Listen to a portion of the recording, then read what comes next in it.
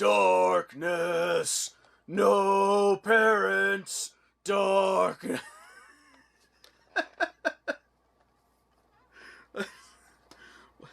Why didn't I do that when I talked about Lego Batman?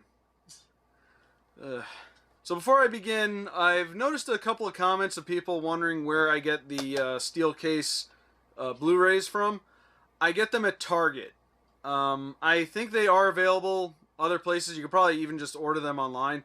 But I get them at Target because they usually have cheap movies on their week of release. So yeah, that's where I get them. So Justice League Dark, and when they say dark, they mean dark. Because, see this right here?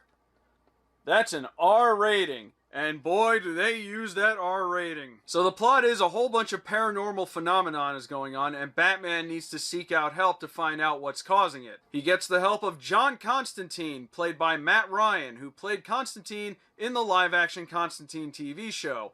And it's a shame that that show got canceled, but it's good to know that he's still playing the character, because he's really good at it. They also get the help of Zatanna, played by Camilla Luddington, who is the voice of Lara Croft. They're also joined by Deadman, played by Nicholas Turturro, who's the brother of John Turturro. Now, I don't know much about this character from the comic. The only times I've been exposed to him were through Batman Brave and the Bold and the Justice League animated series.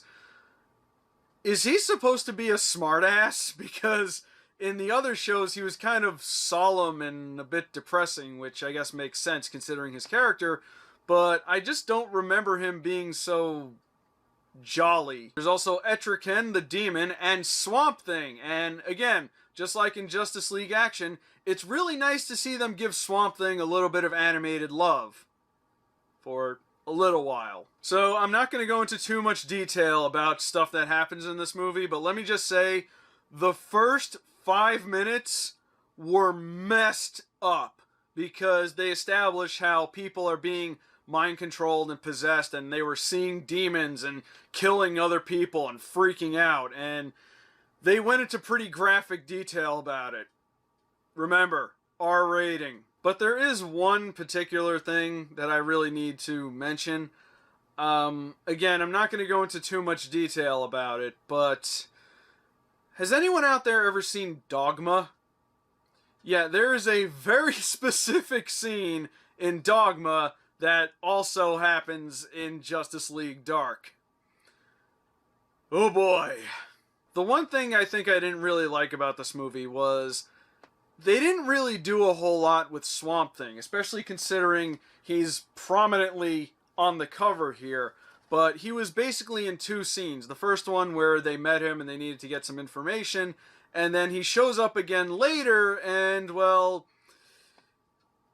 yeah, you're just gonna have to see the movie. Also, there seems to be a very significant time skip between this movie and the previous Justice League movie, because they established at the very beginning that there's a bunch of new members of the Justice League, including Hawkman, and they brought in John Stewart as a Green Lantern, which is really cool, but we didn't really get to see them join. I mean, there was a whole lot of missing information. But in a way, that's also kind of a good thing, because the Justice League kind of takes a back seat to all the new characters.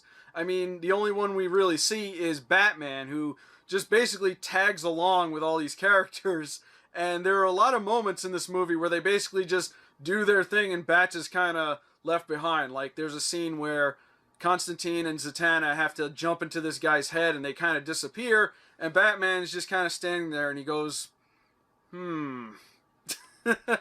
Sorry, Bats, but you gotta share the spotlight sometimes. You know, when I reviewed Return of the Caped Crusaders, I was mentioning how I kept complaining about how DC doesn't do things besides Batman and Superman and Justice League, and they have all these other characters that they never utilize.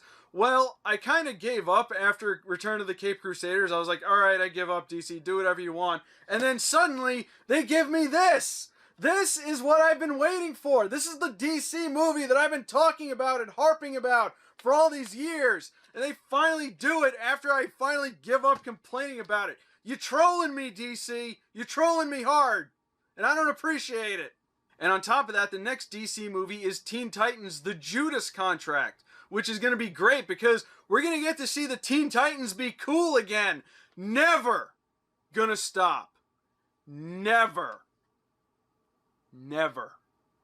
So yeah, I think I have a new favorite DC animated movie because I really love this movie. I loved seeing all the new characters, or at least new to me. I've never really been that familiar with Constantine outside of the Keanu Reeves movie, which, from what I've told, is not a very good representation of the character. But I really liked what they're doing with him here, and I'd love to see a lot more of this character. So yeah, I highly recommend this movie. So that's all I got for Justice League Dark. Leave a comment below and let me know what you thought of it. And what DC character would you like to see show up in their next animated movie? My name is Rob, and have a wonderful day.